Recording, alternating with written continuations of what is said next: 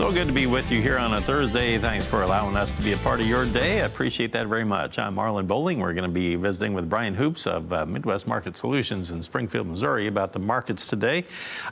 Big news story this morning, not so much the Chinese news from yesterday, but we did have export sales numbers that came out before the markets opened up. And we can take a quick peek at those numbers here this morning, Brian. We had the corn coming in at a relatively low 909,000 tons. The trade was looking for something over 1 million, so that was just a slight disappointment there. On the other hand, you had maybe the best number for this week in about 20 years, I understand, with soybeans at 1.49 million tons. That far exceeded even the highest trade guess. And the soy meal, very strong at 414,000 tons. Soy oil, very strong at 43,500 tons. And you had the wheat, very disappointing at only 309,000 tons this time around. How do you think the markets are responding to those numbers so far? Well, certainly the soybean number is a positive number there. That was above expectations, like you mentioned, and a direct result that China is moving forward, trying to get aggressively buying U.S. soybean products before any possible tariff ramifications come into effect. Also with Argentina virtually out of the export market, it puts a real impetus to go ahead and make sales to China from the United States. That corn number, however, the export number wasn't quite as bad as we could have feared, but our overall total for the year, about 2% less than last year, so pretty much a comparable number, but our shipments are running way behind last year, 25% less. There's a big disparity of how much we have sales on the books versus how much we're actually shipping out. Now, I did see, if we look at the next screen, we had sorghum coming in at 5,000 tons. Now, on the surface, that appeared relatively light, but, you know, we've had several weeks here this year where it's actually been a negative number due to net sales reductions or cancellations, although it did appear that the main buyer here would be China. And is that going to impact our grain sorghum planting this year, do you think? Yeah, I think it'll have a little bit of an impact. You know, you look at the overall total for the year, we're about 30% more than last year as far as our exports for annual sales of sorghum. So it's a pretty impressive number as far as our export pace. You know, it might have a little bit of an impact as far as pushing a little bit more planting of sorghum, and that could be robbing spring wheat acres out of the Dakotas and Minnesota. All right, excellent point. Let's take a look at our prices right now. We'll start with the corn and walk through these with everybody. Right now on the corn, we are a nickel higher at 3.86 on that May contract. July up a nickel at 3.94 3/4, and that happens to be on the high of the day on both of those right now. And December new crop corn has got its second wind. It's at 4.10 3/4. That's a brand new high. It just flashed up there as we brought it up on the screen. 5 3/4 higher now from our close yesterday. So strength coming into the corn market here at mid-session. Now looking at the soybean trade today. Remember the soybeans closed about 22 lower yesterday. Well, they've gained half of that back now. May soybeans up 11.5 at 10.26 3/4. We have July now up 11 at 10.37.5, within a penny of our high of the day, I'll add, and we're now over 14 cents off our low this morning. And now November soybeans are trading 9 higher at 10.28, almost on the high of the day. Let's switch over to the wheat. How are we doing there? Well, in Chicago wheat, we have May now 8.5 higher, new crop July 8 1/4 higher at 4.81 1/4. Tim Ross was talking about the expansion of the drought in the southern high plains. Let's look at what Kansas City wheat is doing. Right now, you have your May up 11.5 and July up 11 at 5.15 1/4. Meanwhile, on the Minneapolis trade, still a lot of talk. I keep hearing more murmurs about the inability to get the spring wheat in the ground in the northern Rockies, northern Plains area. We have July Minneapolis wheat 9 higher at 5.96 1/4 right now. And in the cotton market, which really got pounded on yesterday, now it's gaining it all back. May up 2.21 at 81.85, July up 1.54, and December up 106 points.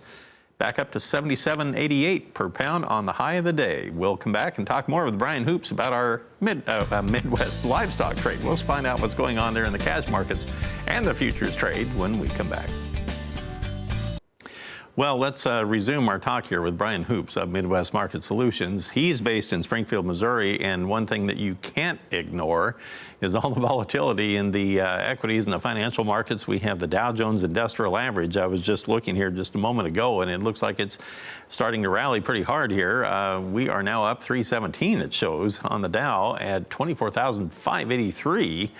And the dollar value has been increasing this morning as well here, Brian. Yesterday we had a slide in the dollar index value, but right now, check it out. June futures up 420 points at 90.200. Is that a concern or is that a benefit for the overall commodities trade today? Well, it's probably a little bit of a concern in holding wheat futures back, if anything. The dollar, where it's trading at highest level since March the 1st, so almost the highest in 30 days. Not a major concern, but that resistance point about 90.47 is the next area. If we could get above, it could impact a little bit of how the traders view commodity prices. But, when you've got so many other factors, spring planting, growing conditions, and then, of course, news out of China, those are the things that traders are really watching closely rather than what the dollar's doing. All right, let's look at our livestock trade, and this was an interesting story unto itself yesterday. We had the live cattle trade sharply higher, touching limit up yesterday. Right now you have your June live cattle up $1.36. We're at 103.68 per hundredweight. That's come off of its high of the day by about 60 cents. Right now we have the August contract up $1.02 at 103.62. Let's look at feeder cattle while we're here. And we have the May contract up $2.18. We're now at 137.30 on the day. We're about, half a dollar off our earlier high this morning. And still almost $2 above our earlier low today. The August now up $1.68 at 141.90. So it appeared for a short time there, Brian, like maybe the market was going to run out of gas after the open. And it seemed to get its legs back under it again right now as we get into the mid-session here. Is that a good sign to you? It's a good sign, yeah. We had so many shorts in this market. They started to bail out of those positions yesterday. There's more of that going on today. A lot of short covering. I don't think a lot of this is a new buying or people trying to pick a bottom in here. It looks like a lot of short covering giving us the bounce. A lot of people are not fully trusting that this cattle market is seeing a bottom and ready to continue to move higher. But in their market, especially the feeder cattle, showing a lot of strength in here. I think the May contract, your lead contract, if it gets above 140, it'll really convince a lot of people that at this point in time there has been a significant bottom made. But certainly that technical action yesterday was a good signal because we had such a bullish outside reversal day. Let's check out the lean hog trade and see what they're doing. Right now you have your April up 7 cents, the May up $1.07 at 63.95, and now you have June up 62 at 73.90. When you look at the chart picture on the lean hogs, what does that tell you today? Well, it could be just a dead cat bounce, but it had the bullish reversal like we talked about in the cattle, same thing yesterday. But, of course, we did that last week and then fell to new lows. So right now this market really hasn't proven anything as far as a sustainable bottom, but it is finding some short covering similar to what the cattle market is. Seasonals are also higher, and that's working in favor of that hog market. Yeah, yesterday there was a bit of a debate as to whether that was an outside up day or a key reversal upward yesterday, but nonetheless, we are seeing some follow-through buying, and that will bear watching today. Brian, thanks so much. Appreciate it. Brian Hoops is with Midwest Market Solutions. He is based in Springfield, Missouri.